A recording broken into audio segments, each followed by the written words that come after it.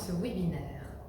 Dans ce webinaire, nous allons aborder la gestion de conflits, les problèmes juridiques et la solution idéale, la médiation. Mon nom est Séverine Évrard, je suis avocate au barreau de Bruxelles et médiatrice agréée. Cela fait maintenant plus de 25 ans que j'aide mes clients à trouver des solutions juridiques en leur permettant d'avoir une solution vraiment sur mesure et qui leur convient. Je vais partager avec vous ce que c'est la médiation pour que vous soyez mieux informés et que vous sachiez combien cela peut être utile lorsque vous ne souhaitez pas recourir à l'avocat et éviter la procédure judiciaire. 5 questions au sujet de la médiation. C'est quoi? Pour qui? Pourquoi? Comment et combien? La médiation, c'est un processus volontaire et confidentiel. Volontaire, ça veut dire que vous ne pouvez pas être obligé à aller en médiation. C'est un élan que vous avez, soit spontanément, soit parce que quelqu'un vous en a parlé ou vous a proposé d'y recourir, et auquel vous vous joignez pour trouver une solution. Volontaire, ça veut dire également que si à un moment vous souhaitez vous retirer du processus, vous avez la possibilité de le faire, mais ce n'est pas ça l'idée. Le processus peut éventuellement à un certain moment vous créer un inconfort, mais ce n'est pas pour autant qu'il faut le quitter. Amenez plutôt l'inconfort que vous ressentez éventuellement dans le processus de médiation pour qu'il puisse être débloqué. C'est également un processus confidentiel. La confidentialité, c'est très important. Ça veut dire que tout ce qui se dit en médiation reste en médiation. L'idée n'est pas d'aller en parler à votre conjoint, à un collègue de travail, à un parent, à une amie. Non. Toutes les personnes qui sont extérieures au processus restent extérieures au processus car elles ne participent pas à l'élaboration de la solution. La médiation se fait avec l'aide du médiateur. Le médiateur est un tiers neutre et impartial. Neutre, ça veut dire qu'il n'a pas d'intérêt à la solution du litige. Et impartial, qu'il ne penche pas pour l'une ou l'autre partie, et surtout, il n'est pas là pour conseiller, ni pour dire qui a tort ou qui a raison, ni pour donner des conseils, ni pour juger. C'est un facilitateur de solutions et un facilitateur de communication. Il va donc vous aider à vous exprimer et à mieux entendre l'autre, et vice-versa, et soutenir la créativité que vous pouvez dégager en vue de trouver une solution. Pourquoi? La médiation est faite pour que vous puissiez trouver un arrangement amiable. Un arrangement qui tienne compte de vos besoins et du besoin de l'autre et qui soit un accord respectueux pour pouvoir être durable dans le temps. C'est un accord gagnant-gagnant dans lequel chacun s'y retrouve et pour lequel chacun est motivé de l'exécuter. Cela peut s'appliquer pour tout type de problème que vous rencontrez, que ce soit un problème au travail, un problème dans votre vie privée, un problème avec un voisin, un problème relationnel dans la famille. Ça peut être également avec un commerçant, dans la sphère de vos activités professionnelles. Le champ est vraiment très très large. La médiation, c'est pour vous aider à trouver une solution dans le cadre d'un problème que vous rencontrez et pour lequel vous vous sentez un petit peu démuni, vous sentez que vous avez besoin d'un tiers. Il peut s'agir d'un problème au travail. Prenons l'exemple d'une situation difficile avec l'un de vos collègues. Vous travaillez à deux sur une mission, la communication est mauvaise, vous ne parvenez pas à déployer toutes vos compétences pour pouvoir mener à bien votre mission et vous ne parvenez pas à trouver une solution avec votre collègue. Dans le cadre privé, cela peut être le cas d'un problème de voisinage. Vous habitez une maison que vous adorez, vous aimez beaucoup votre quartier et il y a quelques années, voire quelques mois, un nouveau voisin débarque. Tadam, les choses ne se passent pas bien, des tensions naissent, peut-être un conflit, bref, vous vous sentez mal à l'aise et vous n'avez plus le même plaisir. Mais vous n'avez aucune envie de déménager. Vous n'avez pas envie non plus de mettre cette affaire entre les mains de la justice.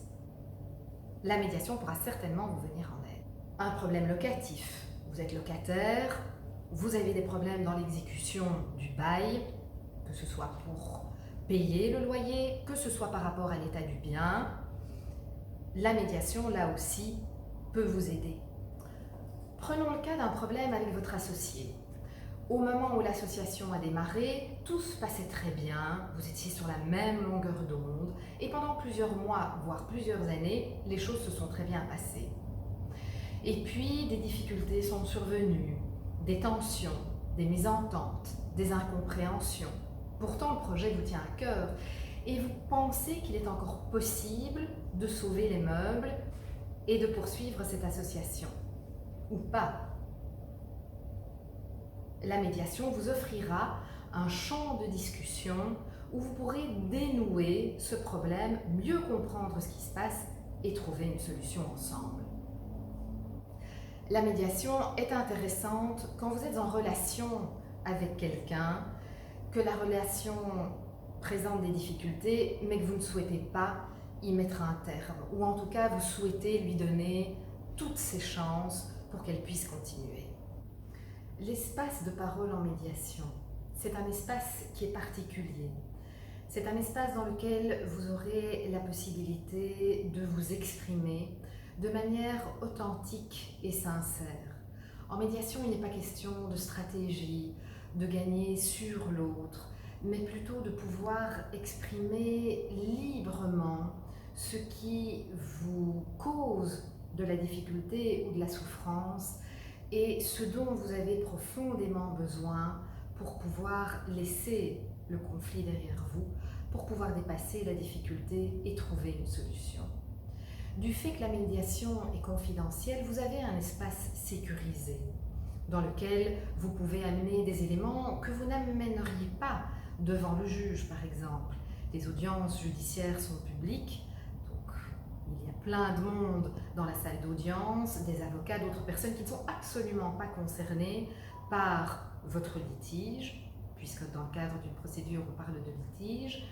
Donc ici, vous avez vraiment de quoi amener des éléments délicats, des éléments techniques également. Le médiateur prend le temps de pouvoir entrer, si vous le souhaitez, dans la subtilité du problème et dans la complexité du problème.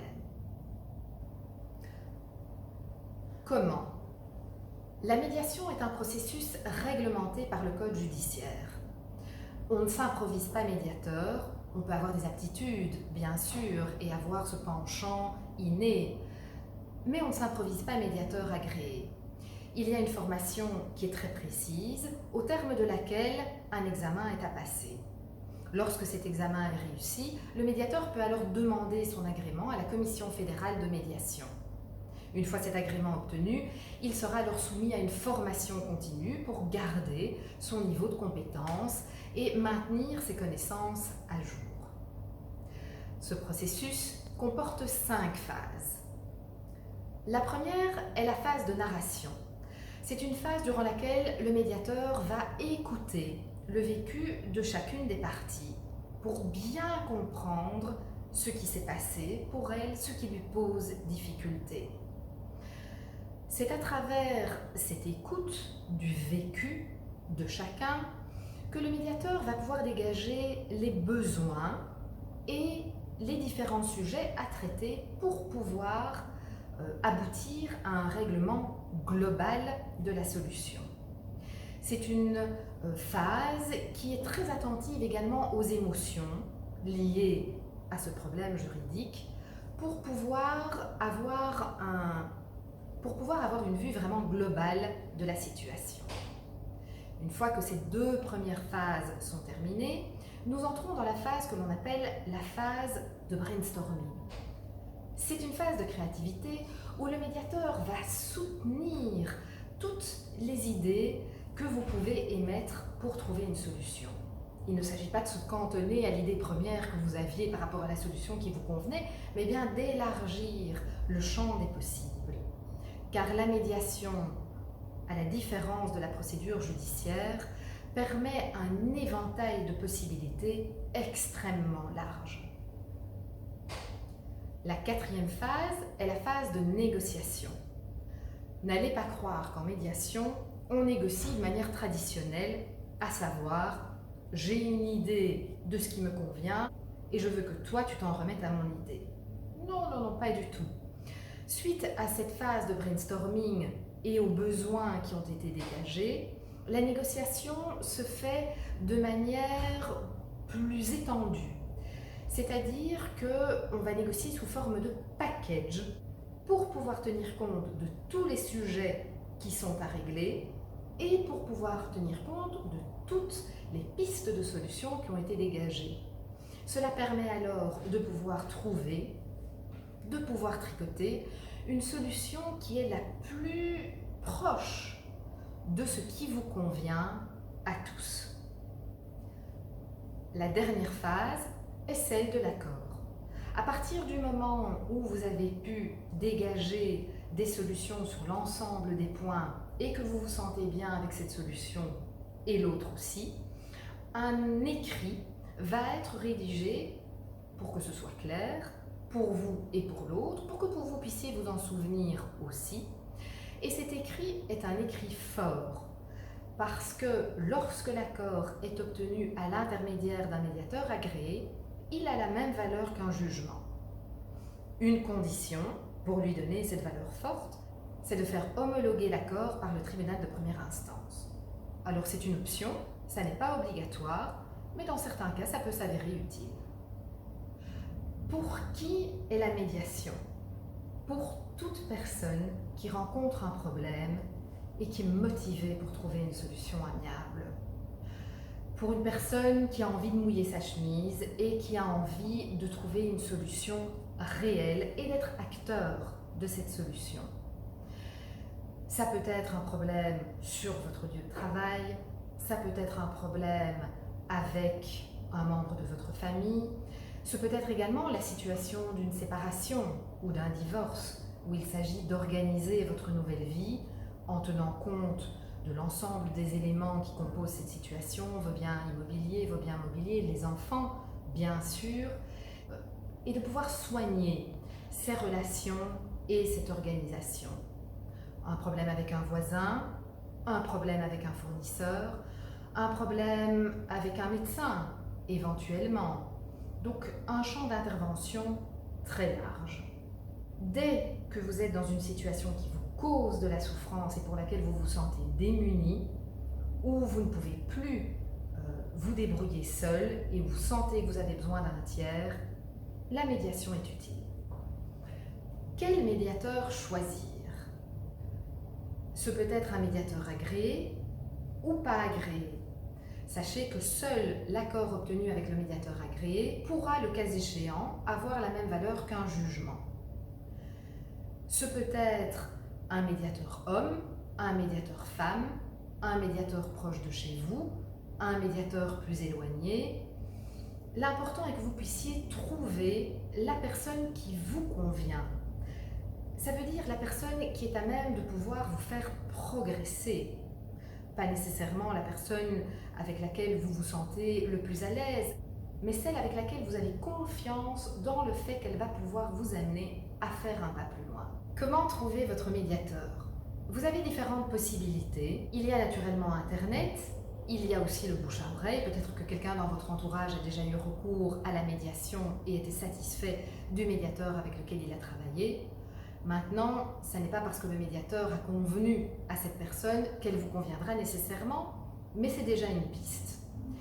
Il y a aussi la liste des médiateurs agréés que vous pouvez trouver sur le site de la Commission fédérale de médiation.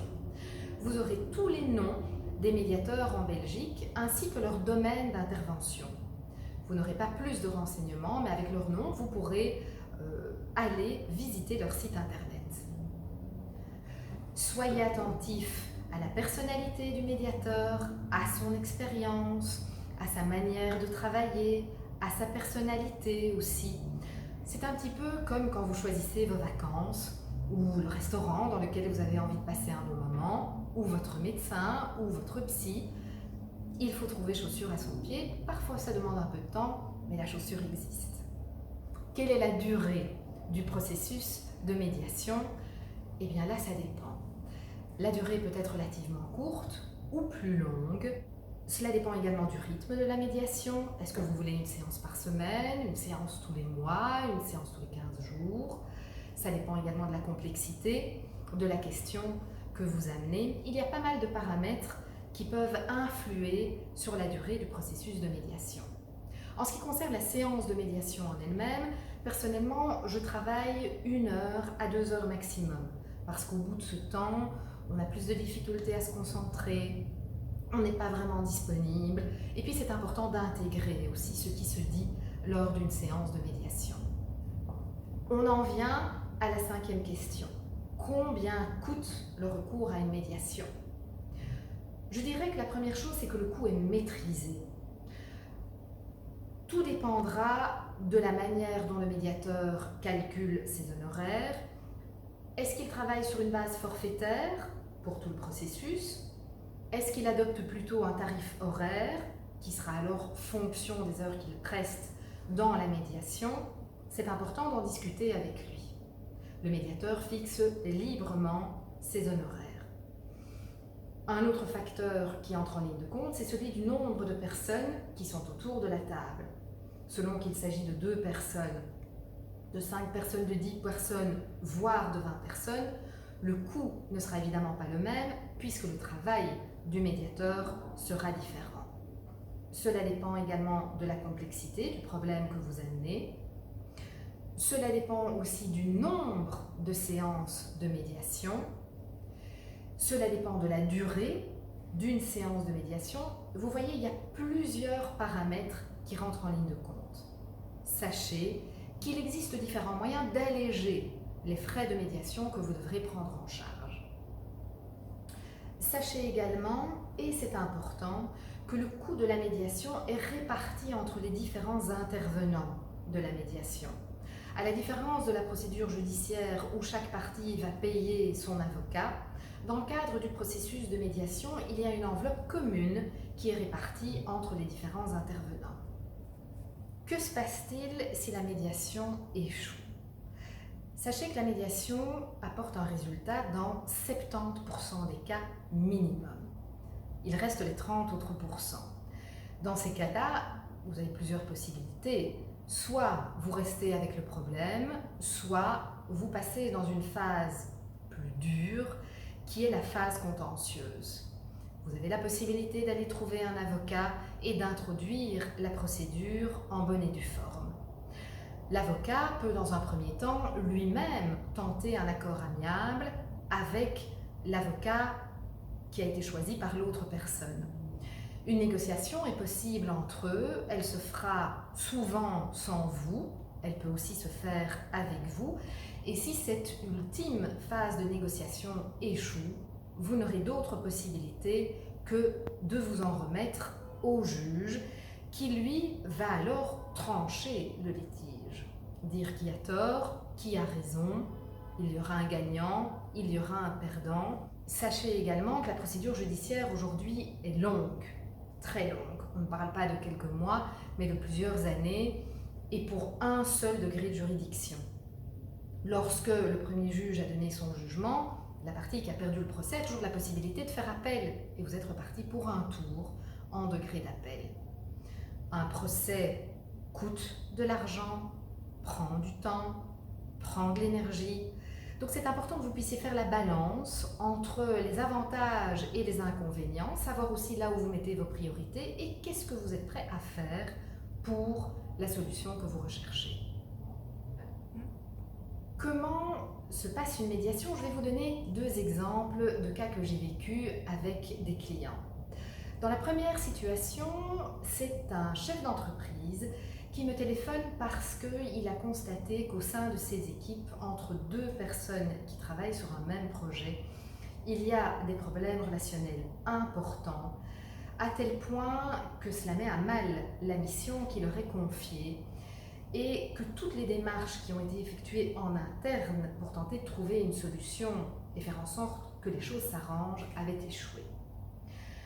J'ai proposé à ce chef d'entreprise de parler de la médiation aux 2 personnes concernées et je lui ai demandé s'il était disponible pour participer lui aussi à la médiation.